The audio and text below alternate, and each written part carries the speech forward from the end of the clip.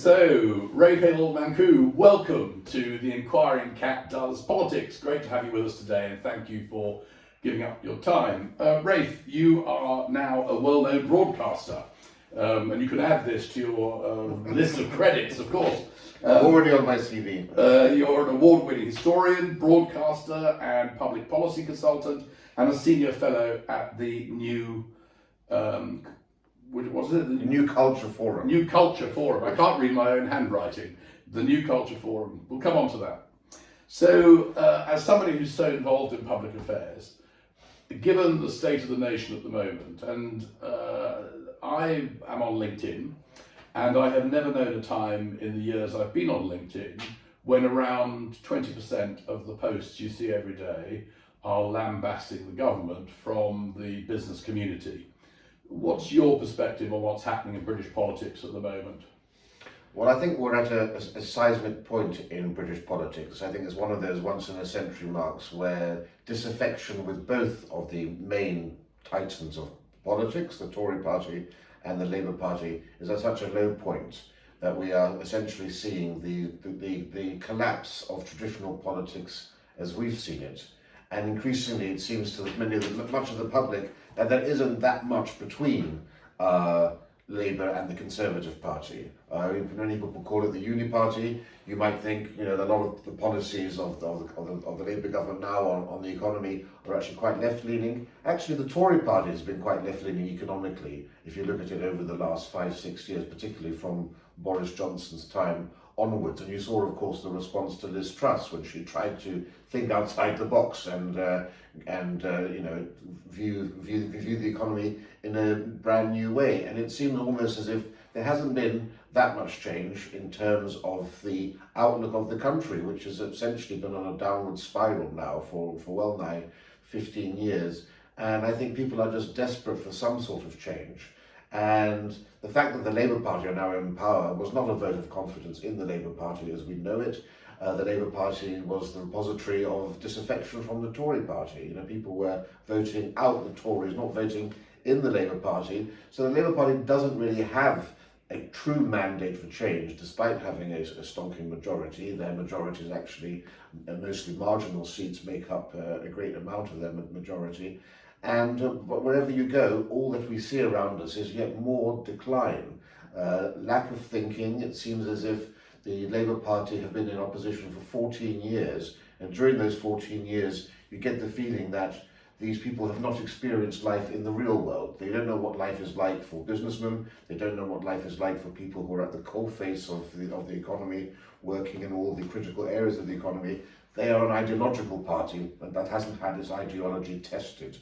Now it's in power, it's had an opportunity to have that ideology tested, but as we've seen, everything seems to be rather like a damp squib. Their plan for growth is backfiring spectacularly, although we are obviously in the very early days of this government, but there is no sense of optimism. None of that euphoria we saw in 1997 when the Labour Party came in at the end of a long period of Tory rule is present now. It seems almost as if Britain is now reconciled to a downward spiral, which is a rather pessimistic thing to say, but you see that in terms of not just the recent flood of millionaires out of the country following Rachel Reeves' disastrous policies on non-doms and on school fees, VAT for public school fees, but this has been going on for a long time. The brain drain is now sort of established in this country. Even before Labour came to power, Britain was the third country in the world for millionaires leaving it. And it's difficult to see how we're going to have any hope of getting out of this rut with this current administration. Yeah, I think that, I'm an entrepreneur, and if I look back in my early career when I worked for big global corporates, if I was a youngster now, I have to say I'd be much more enthused about the idea of going and living abroad. And both my nephews moved abroad in their 20s because they saw an opportunity. It wasn't the decline of Britain that necessarily motivated them to go, but certainly now they've gone, they're quite glad not to be here. Because if you're going to have a high tax environment, why not live in the south of France in a high tax environment with better food, wine and sunshine? And it's not just economic, of course, it's also cultural. There's the demographic change we've seen in Britain, and indeed we've seen throughout Western Europe. It seems along every single gauge. Europe as a whole is, we used to talk about the sick man of Europe. I think Europe is now the sick man of the West. And so many of my friends, successful people from this country, also people in their 20s, have moved to the New World, particularly to America, to Florida and Texas. And suddenly they found, not just an improved quality of life, but the opportunities that are there, and their careers have taken off on steroids compared to how it used to be. And we need to bring back some of that daring-do spirit to this country. Yes, in fact, one of my nephews has gone to America, to Florida, recently relocated up to South Carolina. But the opportunities he's had and the success he's had, financially as well as materially, has been greater than he would have achieved had he stayed here. So he might be missing an English pub, but he's not missing the lifestyle. And he's about as English as they come. When I asked him, would you come and live back in the UK? He said, no, I don't think I would. Because what they're getting over in America, notwithstanding any political views, just in terms of lifestyle, low tax, fast-paced optimism. Well, I discussed this with Peter Hitchens a few times, because Peter's has been saying for years now, everyone should get out of Britain. Anyone who's under 30 should leave the country. Anyone under 40 leave the country. And people would say, well, where should they go? He says, I don't know. He was saying that under Biden, which he thought was, it all made America equally unpalatable. And you had Justin Trudeau in Canada, and you had Jacinda Ardern in New Zealand. But now, so it seems that wherever you went was going to be from the frying pan into the fire. But of course, now we've got a very strong Conservative government in New Zealand. We seem to be on the cusp of having a proper Conservative government elected in Canada. Make what you will of Trump, at least the economy is going gangbusters there too. So it seems as if now there are opportunities for people outside of this country, but that's a terrible thing, because we don't want our brightest and best to leave this country. People often talk about net immigration to this country being around 700,000 people a year. I always say, don't use net migration figures. The government does that as spin to shield the reality of what's happening now. We had 1.3 million immigrants coming here last year. Net obviously takes the gross amount and then subtracts those who've immigrated from this country. Yes. But the people who are leaving and the people who are arriving are very different, because we are losing high-skilled, well-trained people, many of them born and raised in this country, or culturally British or culturally European, and others who are coming here are low-skilled immigrants who don't have the same skill sets, aren't benefiting the economy to anywhere near the degree as those who are leaving. So the actual scale of the crisis Britain is facing is huge. Economically, we now know that the only argument for immigration to this country had been economic, and economically it's been a disaster. Even the OBR was forced to admit recently that only 1 in 20 immigrants to this country is a high-skilled net contributor. And for every £1 they put into the economy, low-skilled immigrants are taking out £1.20 or £1.60, I think it is. And by every measure, by the time the average recent immigrant to this country has arrived in the last 20 years, by the time they get to state pension age, each of them has cost £151,000. If they live to the age of 80, each of them costs £464,000.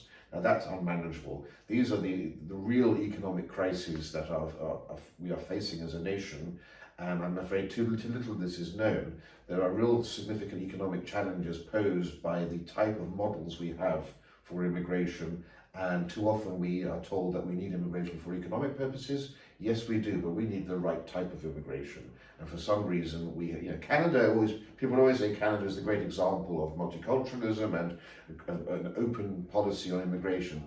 The Canadians are very savvy. They've cherry-picked the very best. They've got the engineers, the doctors, the professionals coming, high-skilled male immigrants. They did it the right way. We've done it the wrong way. And everything that you look at in our economy, low productivity, so many other aspects are tied to the fact that we've brought in the wrong type of immigration. Yes, and I think for our listeners we should emphasise the fact that both you and I are from immigrant families. Child of Empire as well, yes.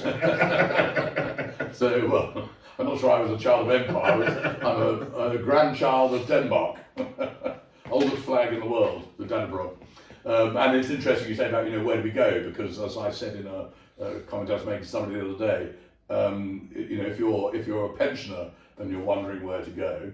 then given the state of politics generally around the West, and presuming you would relocate in the West, my sage advice is relocate to somewhere where you don't speak the language, because then you don't have to tolerate all the politics, because you don't know what's going on. You can just sit there with your glass of sangria and enjoy it. But Denmark's a very good example of one of the models we should be following, and all of Europe should be following. You know, Denmark has brought down its immigration figures significantly. It's brought down its asylum, illegal migrants coming over as well, hugely. They're now down to levels not seen since the early 1990s, through a concerted, proactive policy to encourage integration also, but to discourage illegal migrants from coming over, because many of these people aren't legitimate refugees. And it's been hauled before the European Court of Human Rights on this, and it simply refused to abide by them. And what's unique about Denmark is these are policies supported by both the left and the right. In fact, the most strident politician in Denmark on trying to reduce immigration and get a hold on illegal immigration, and also promote proper integration and assimilation of populations, has been the left-leaning Prime Minister of Denmark, former trade unionist, and the sort of stuff she has said her goal is to have zero asylum seekers coming in, which is something you could never imagine Angela Rayner or Keir Starmer saying. And many countries are now looking towards Denmark actually as an inspiration on these fronts. Well, there's another interesting fact about Denmark, because I was at an event recently and talking to the local Labour Party chair of the branch of the Labour Party in this particular town. And we were, surprise, surprise, discussing politics. And she said, you know, what's wrong with us? Why can't we be like Denmark? Well, you know, one of the happiest countries on earth, and you know, they look after their people so well. But what she didn't know was that whereas our debt to GDP ratio is 100%, in Denmark it's only 34 or 36%. So Denmark, which used to have a ridiculously generous benefit system, clamped down like crazy. Of course, there was a big hoo-ha at the time, but now they can afford to have great social programs because they're not spending money on financing debt. Yeah. And it's people aren't aware of that. They don't realise how much this debt problem stifles the good things that one would like to do in government. And I should say, you know, I'm not a neoconservative or neoliberal, and I think the Conservative Party of today should be renamed the Neoliberal Party, because I think it's lost its Burkean, Scrutonian conservative principles. It would quite gleefully, you know, build a motorway through a pastoral landscape if it made economic sense. They don't, you know, conservatism is about conservation, conserving society, conserving every class of society too. So I've always actually favoured a more Scandinavian approach to welfare, for example, and a market-based social democracy. Because ultimately, as you said, Denmark is the happiest place in the world. And I think too often we view places like America as being the only solution for economic success. But of course, the disparity between the rich and the poor. In America, Britain has the biggest disparity between the rich and the poor in this country. And you have to ask, are British people happy compared to Norwegians or compared to the Danes? I think there is a great argument to be made for having a proper social democracy in the country. But that requires sound management and people who actually know how to implement these things. And I have no faith whatsoever in this country that you're going to have money spent correctly. The other point to make about the Scandinavian social democracies is that all the sociological evidence and all the evidence shows that people are happy to pay taxes for social welfare systems if the people they are paying the taxes to who are benefiting look like them. And as immigration increased in Denmark and in Sweden, people became less willing to support the idea of a social democracy. And it's quite interesting, and it's also quite outrageous, that one of the reasons people think that America never introduced healthcare, for example, and a better welfare state is because a lot of wealthy white people thought that the money would go to benefit black people. And that racism is at the heart of why America never developed its own social welfare system along European lines. Now, that's not a great thing, but one has to understand the impact that these sorts of demographic changes have on the willingness of a society to actually support these sorts of things. And do you think that if we had proportional representation, Ed Davey, leader of the Liberal Democrats, his approval rating is about -9, which is vastly better than, I think Farage is on -24 or something, Starmer on -40 or something unbelievable. I don't know where Kemi Badenoch is at the moment. So Ed Davey was quite interesting during the election because he was throwing himself off windsurf boards and all the rest of it, doing these stunts, fighting for oxygen in a 2-horse race. And people rather liked him for it. I mean, the media liked to sort of, take the mickey, but actually people quite liked him for it. They walked away with quite a number of seats, 17 seats, I think I'm right to say. If we had proportional representation as they advocate, do you think that we would have a better grip of the economy, or do you think there's a more deep-rooted problem? There is a more deep-rooted problem, but the proportional representation is disastrous if you're a conservative, for example, if you're right-leaning, not a big C conservative, because 60% of this nation votes for left-wing parties. The reason we've had strong conservative government for the last, over the last 40 years is because the left-wing vote has been split between Labour, Lib Dem, Plaid Cymru, SNP and the Greens. And the idea was on the right you could only have one party, otherwise you'd split the vote and you would... So under PR you'd just have a coalition of the left. The Lib Dems are still, in my view, a repository of protest votes. I don't think that there is that much adherence to the ideas and policies of the Lib Dems.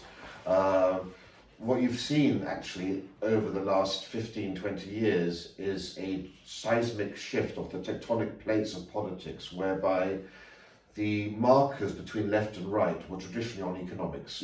Your economic perspective determined whether you were right-wing or left-wing, and it was obviously the Labour Party and the Tory Party that decided where you were along those lines. The Lib Dems are always seen as being the more sensible centrist figures in all of that.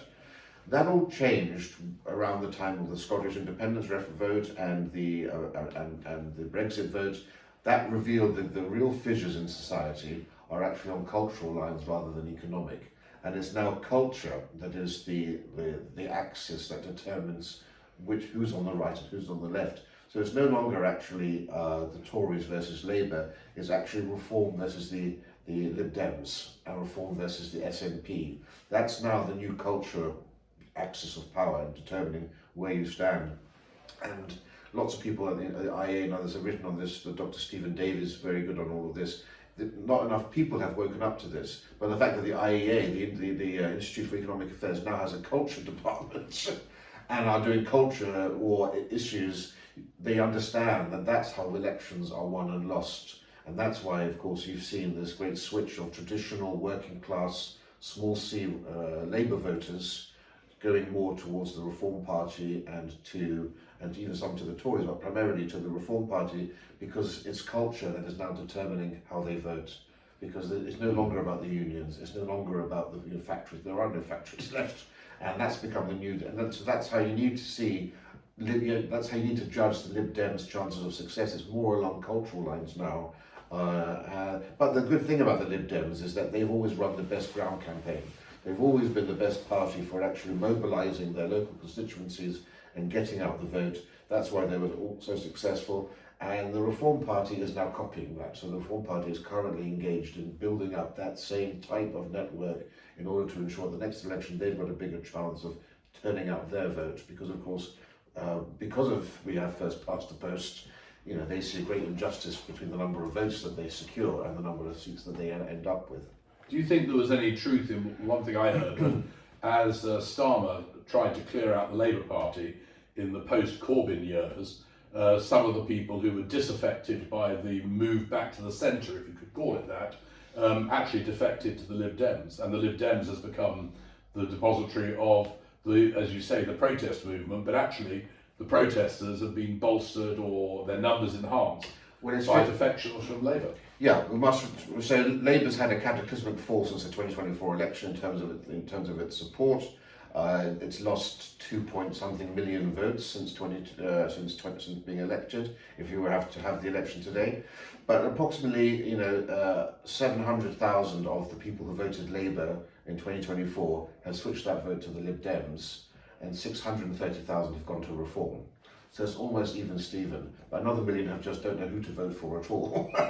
And in Scotland, it's amazing, because in Scotland now, the Labour voters have gone back to the SNP. You've got to be in a very sorry state to think that the SNP is a sound alternative for government, given how corrupt that organisation is and incompetent, that is actually now riding higher in the polls and would have a clean sweep of Scotland without any Reform or Tory voters. And this puts a lie to, you'll remember during the prime ministerial campaign when people were vying to succeed Rishi Sunak, all of the main Tory leaders, you had people like Tom Tugendhat saying, no, we mustn't lean towards Reform or Nigel Farage, we need to lean to the Lib Dems, that's where we're going to win on the centre ground.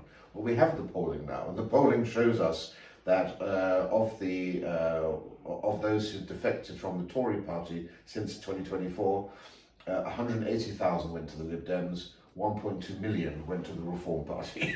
So in terms of where the Tory party's future lies, I think it needs to be trying to park its tanks on Reform's ground rather than on the Lib Dem ground. This is the thing people need to understand. The Tory party was in the process under Boris Johnson of going through a fundamental transformation whereby it was losing the home counties who were going to the Lib Dems. It was becoming a much more working class party representing the Red Wall and other newer areas of people who weren't necessarily university educated, and that was causing a lot of conflict within the Tory party because there was a new constituency who had different priorities and different interests than the traditional Tory vote, and that still is a schism that I can't see the Tory party healing.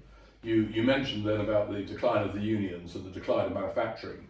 And I read amusingly this week, one commentator said the only reason that Trump has not yet imposed tariffs on Britain is he can't find anything that we're making still to impose a tariff on, which is tragic, of course. As somebody who started their career in manufacturing, I would love to see our manufacturing base come back.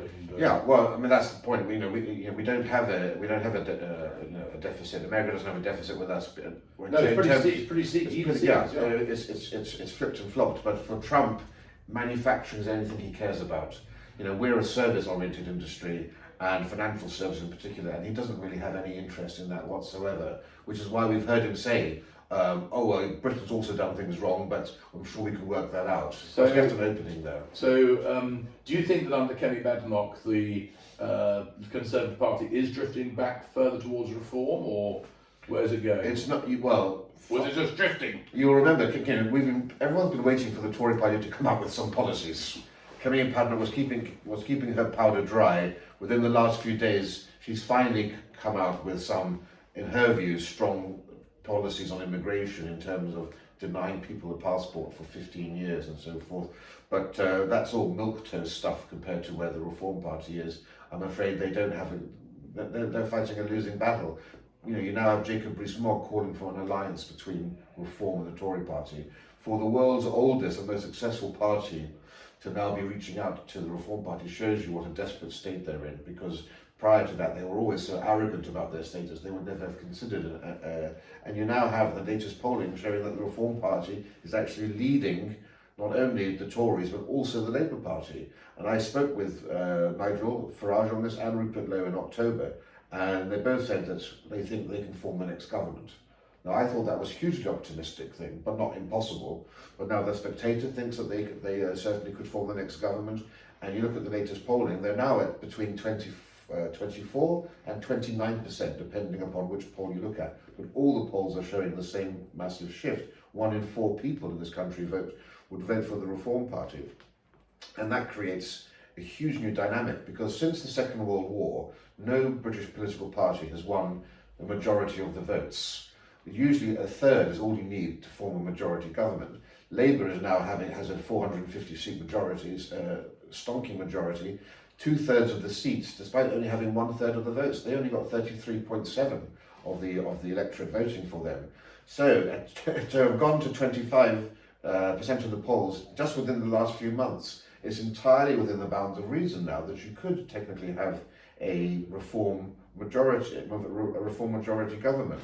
Now, why is that? Because you couldn't have two parties on the right traditionally. What Reform has done is it's not only taken votes from the Tories, it's taken votes from the Labour Party, and most importantly, it's taken the undecideds, the people who've never voted in politics before, and people who didn't vote in the last election. 3 million people who didn't vote in 2024 would say they would vote for the Reform Party now. This is why could be one of those once-in-a-century moments just as when the Labour Party supplanted the Liberal Party as the main party of government, we could be on that point now. So it's not so much a question of how can the Tories and Reform work things out. I think there's every opportunity that the Reform Party could have a hostile takeover of the Tory party. That's what we saw in Canada in 1993 when the ruling Conservative government, the ironically named Progressive Conservative Party, a bit of an oxymoron there, they were the ruling government. They fell to having only 2 seats in Parliament in 93.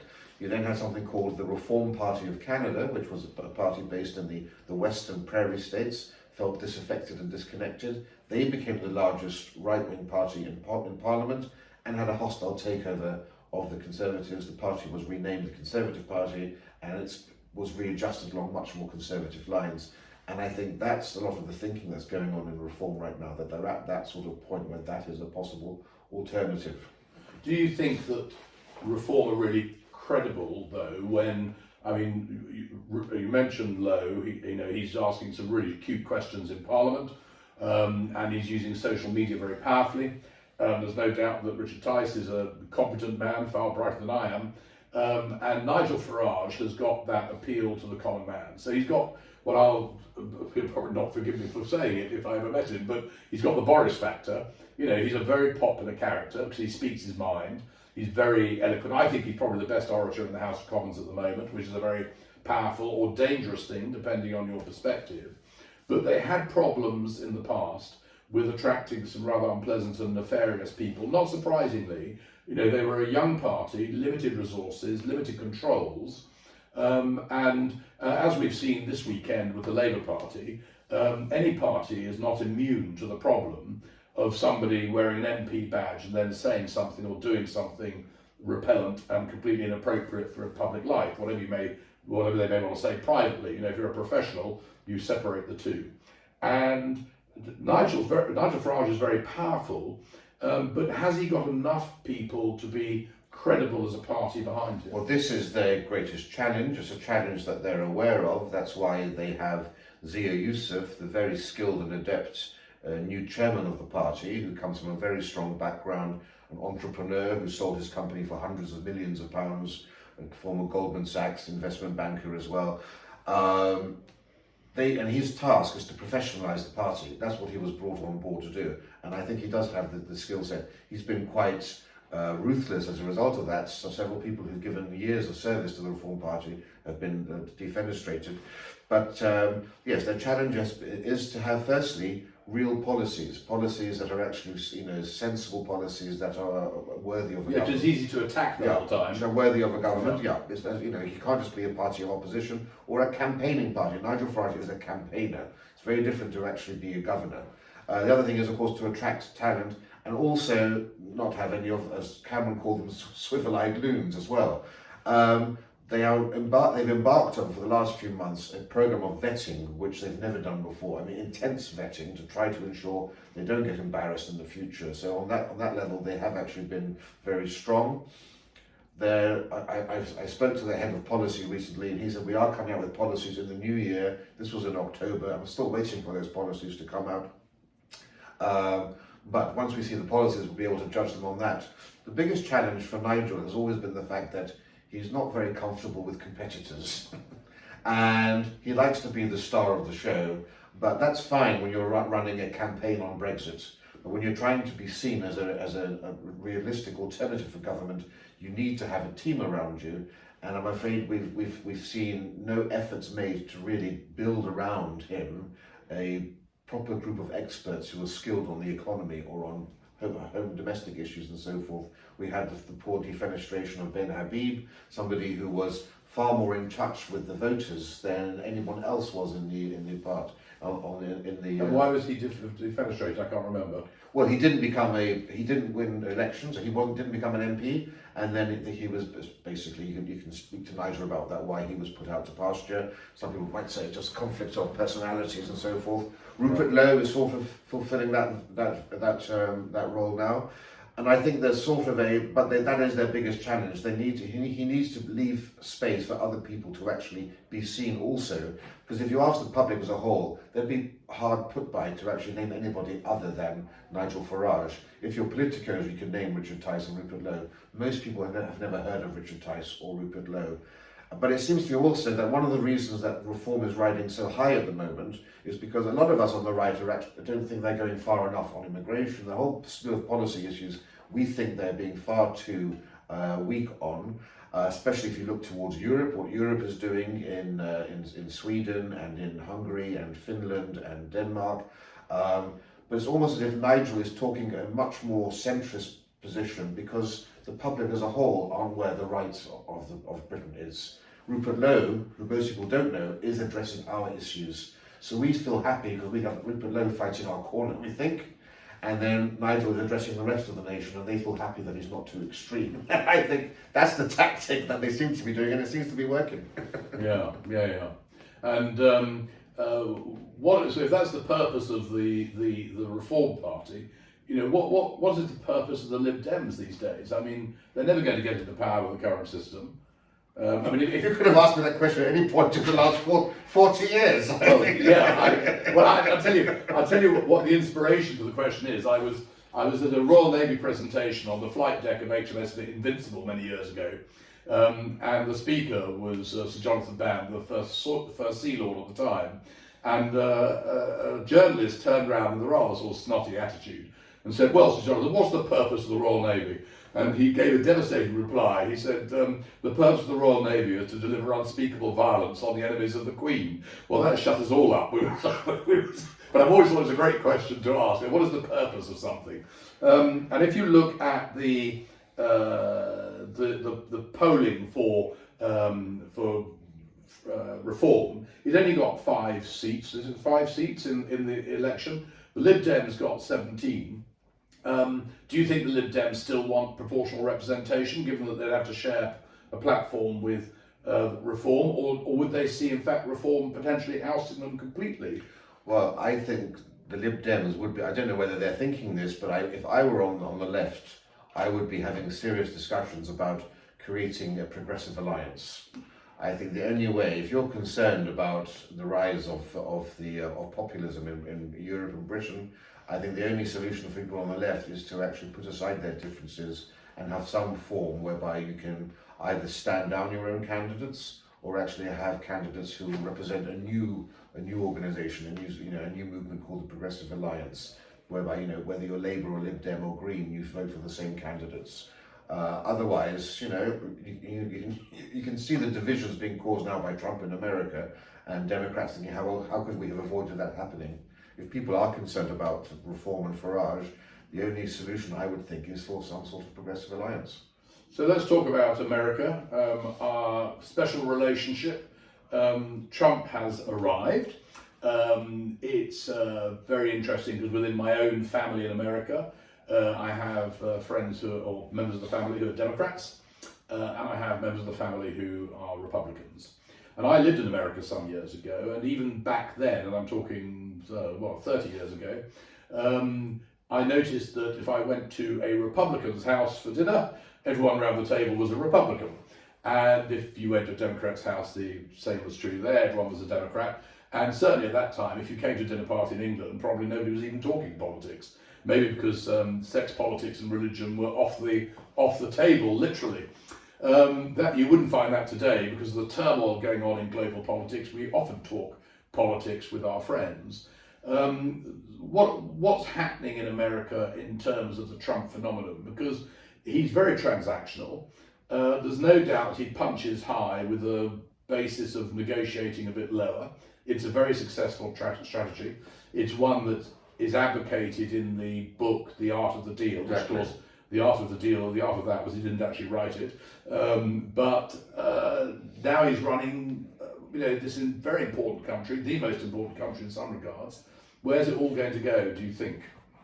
Oh, well, that's a $64,000 question. I mean, yes, you're quite right. So everything that we've seen recently on the international stage from Trump has been about the art of negotiation. So Trump is in favor of tariffs. He does believe in the idea of tariffs, but nothing that he's been saying with regards to Canada or China or Mexico is about tariffs. Really, this is all a strategy of negotiation, and he believes in distributive bargaining. He believes in the winners and losers when you have a deal. He doesn't believe in a deal whereby everyone is satisfied, compromises, and is happy. He wants winners and losers. That's why you're seeing essentially him taking a sledgehammer to crush a nut in terms of Canada with 25% tariffs.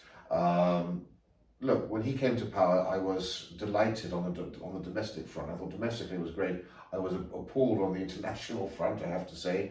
Elon Musk said we only have one chance to have a revolution in this country, to reverse the long march through the institutions and restore some sanity to this country in terms of immigration, in terms of the war on woke, in terms of DEI programs, and all of the clear unfairness and insanity that has seeped into much of government.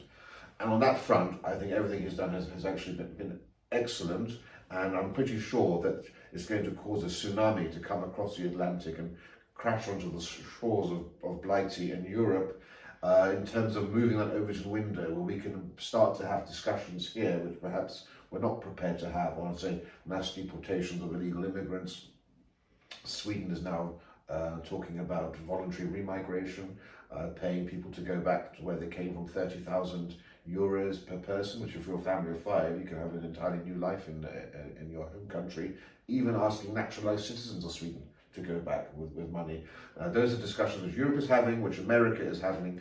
We're not having those yet, and I rather think that Trump's election will lead to those discussions taking place here.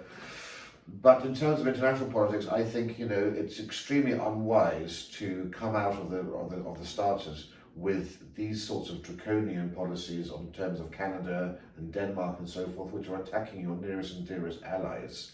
And how often can you do that?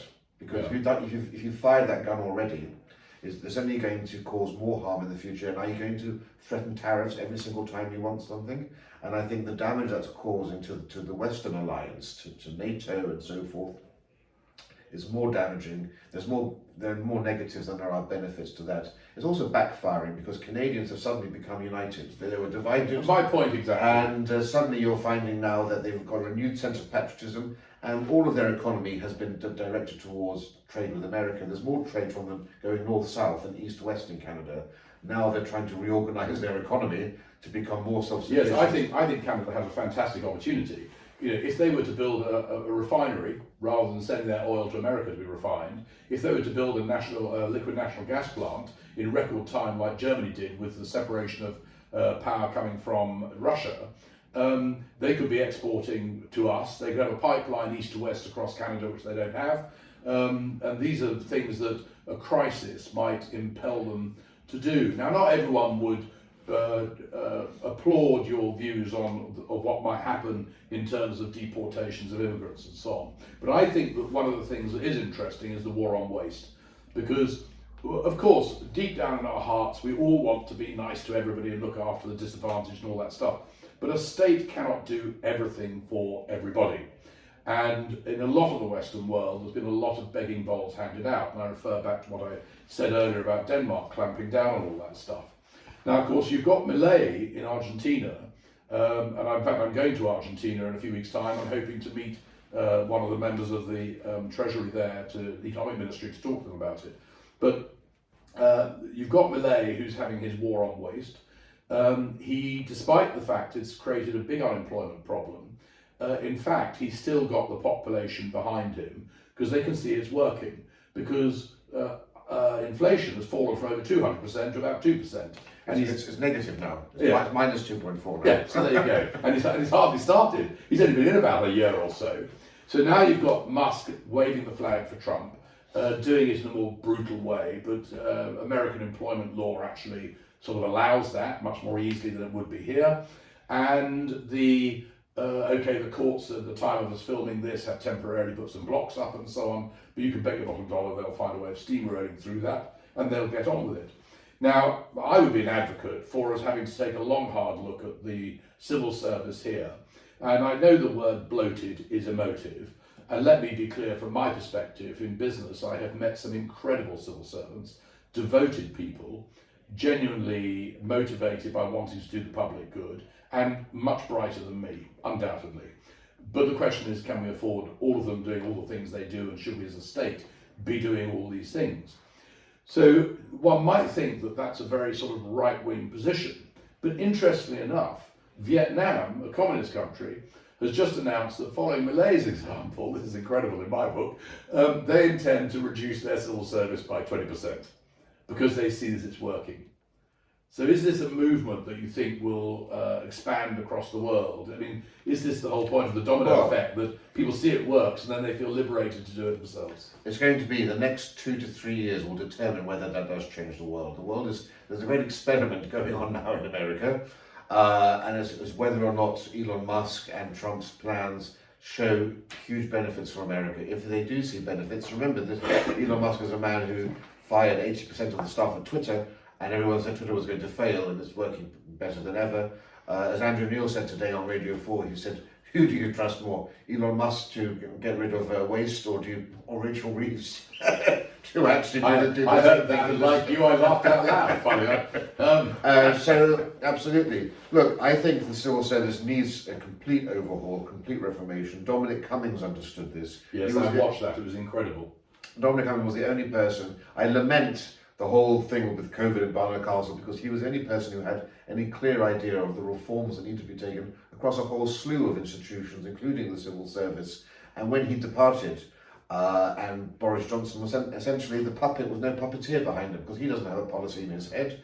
And we had a rudderless government, apart from, he would talk to Carrie Antoinette, his wife, and whatever she said to him last night, before bed, was what became policy the next day, which was more of a green conservatism than anything else.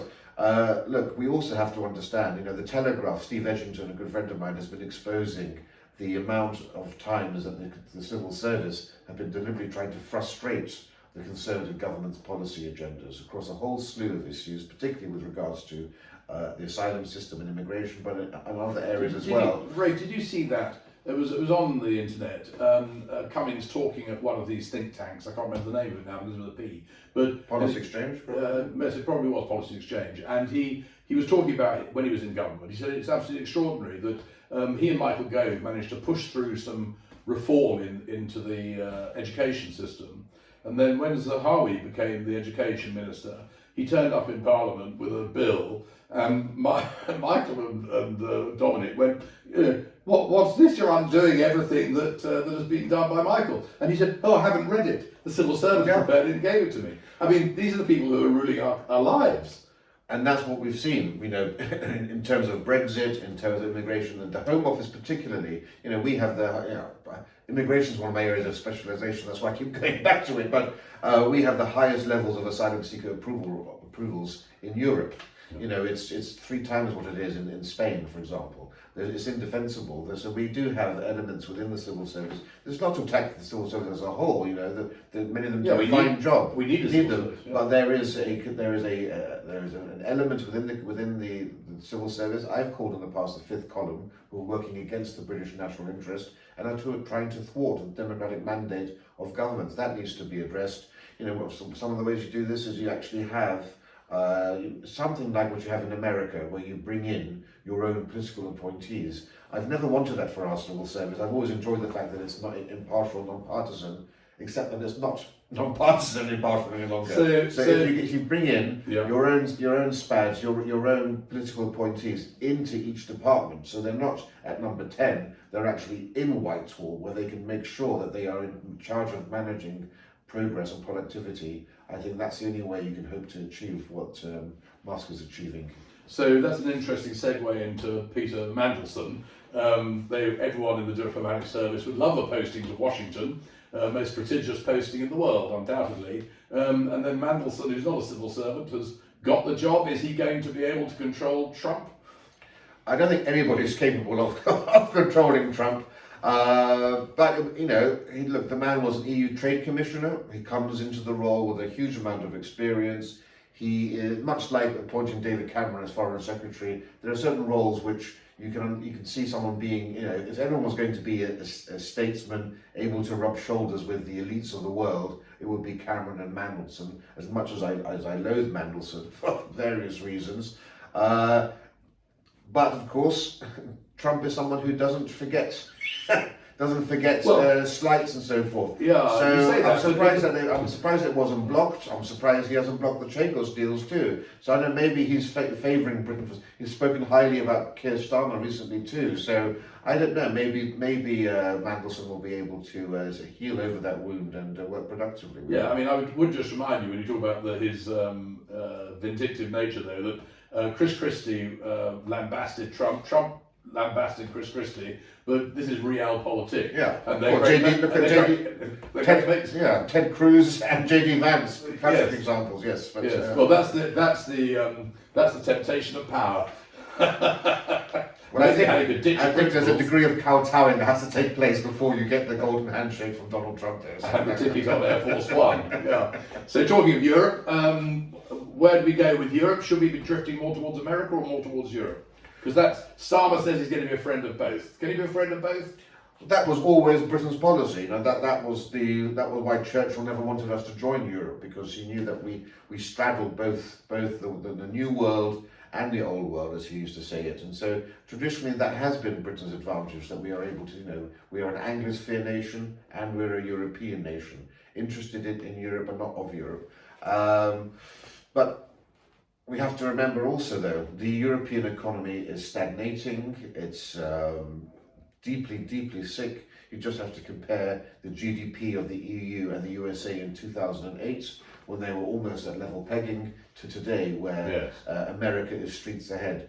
Do you want to chain yourself to that sort of an organisation, or do you want to go towards something which is full of strength and energy and is going places? But yet again, it's difficult to see how Britain could ever get a really favourable trade deal, no matter how much of an Anglophile Donald Trump is. This is a man who, the whole policy of America's first policy, as we're seeing very clearly, is to throw away any attempt at international cooperation in favour of the national interest. Yeah, so if Canada's going to become the 51st state of America, perhaps we're destined to be the 52nd in Donald Trump's mind. Well, you also have to realise that Trump doesn't believe half the things he's saying. There's not in a million years does he want Canada to become the 51st state. It would be like incorporating a new California, right? And it would tip the balance to the Democrats hugely, because the Canadians are not going to vote for Trump. So I think that's a non-starter as well. So a lot of rhetoric there, but undeniably, we have never had such an Anglophilic president in our lifetimes in the White House. It's a huge shame we weren't able to capitalise on that last time round. I hope we can capitalise it on this time round. He's so proud of his mother being from Scotland, great supporter of the royal family. He brought Churchill's bust back into the Oval Office. Compare that to Joe Biden, the most Anglophobic president we ever had. Even, his mother, when she was staying in a hotel in Ireland, slept on the floor because she was told that the Queen had slept in one of the beds once. And she didn't want to risk sleeping in the same bed. So we have an opportunity there. It's a question of whether we can. Actually break through this America First concept of Trump, because it's not going to be very good in this idea of winners and losers. Quick fire round. What are we going to do about China? What can you do about China? Containment. That's all you can do. We need to get India more involved in AUKUS, and Japan, South Korea. They all need to play their parts. Britain's now involved with that as well. I think there's a good reason to try and get something like CANZUK as well. Some sort of closer union between Canada, Australia, New Zealand, and the UK, because China is going to essentially supplant America at some point. Whether it's going to happen in decades or whatever, we need to be prepared for this. It's only a question of time before they take Taiwan. It's interesting to note that, of course, they never tried to fly over Taiwan. There was no invasion of the Ukraine when Trump was in office. Yeah. Maybe Trump will be the person who can try to sort of reverse things a bit on that front. But yeah, very worrying times. I don't think anyone has a solution to China, apart from the fact that his economy isn't doing all that well at the moment. Yeah, that might hold them back. But I mean, my view is with their Belt and Road Initiative, with the money they spread around the world, and this is an interesting point that we haven't got time today to talk about USAID and what's happening with Musk shutting that down. I made the point in a pre-recorded film the other day that this opens the door for China. I'm glad that the Labour Party is listening to me, because David Lammy has now said the same thing. Who knew that I was the sage of Labour Party politics? But we're dishing out a lot of aid the whole time, for good reasons, and we believe it's soft power. But my question would be with the Belt and Road Initiative is that China does not exercise its international policy on the basis of moral judgments of other countries, and so therefore they are not hidebound by the decency, perhaps we would call it, that we exercise, and it's undeniable that's to our disadvantage. And when you look at the potential amount of money given to a country, and then the bashish that could go to the rulers of those countries, unbeknown to their population and us, and when push comes to shove, China now has trade agreements with 120 countries around the world. I think there's 136 countries in total or something. So would those countries stand with the West in a world war, or would they go with China because China's already bought their leadership and the Belt and Road Initiative for trade? I think we're in a dangerous place with China's continuing rise, but I think in a way it's also unstoppable, and having to manage it is what we will need to do. Yeah, absolutely. I think that's one of the scariest things about the Trump administration is how many former allies will become former allies and will be driven into the arms of China, which, as you correctly say, it is an imperial power, it is a colonial power. It's not planting flags, but it's buying up countries. The resources of Africa. One of the most awful things Biden did was leaving Afghanistan the way that they did. They spent so much money. It was $3 trillion altogether in Iraq and Afghanistan. Afghanistan home to huge lithium deposits, which America made no attempt to try to secure. China's now going after the lithium there, which of course makes it a battery superpower as it is. And the Belt and Road Initiative, people don't know, even goes into Europe, right? Deals were done with the Italians and Hungarians and so forth. Now, Belt and Road hasn't been quite the success that they were hoping it would be for the Chinese. Nevertheless, they have a network, they have tentacles around the world, and what we're seeing from America right now isn't going to make anybody more friendly towards America, and it's going to be quite a difficult ride now for international politics for the West, I think. Russia? What are we going to do about Russia? Well, Russia, we've also, driven that through sanctions, which were necessary. Of course, we've closened that tie-up. What's interesting now, of course, we're talking about morality and values and so forth. India is buying up Russia's oil very cheaply. China is supporting it. North Korea now sending troops to Russia. We are now living in a bipolar world where we do have two rival models for the future of the world, ours and a much more scary one. You have to remember, of course, Russia's economy is only the size of Italy's. It's a small economy, and yet, because of our inability to defend our military properly and defend our nation and increase defense spending, we've basically been we're dealing with someone who's much weaker than they should be, who appears much stronger than they are despite being weak. And it's just amazing that the industrialized West are being allowed to be seen as weak in the face of quite a minor power.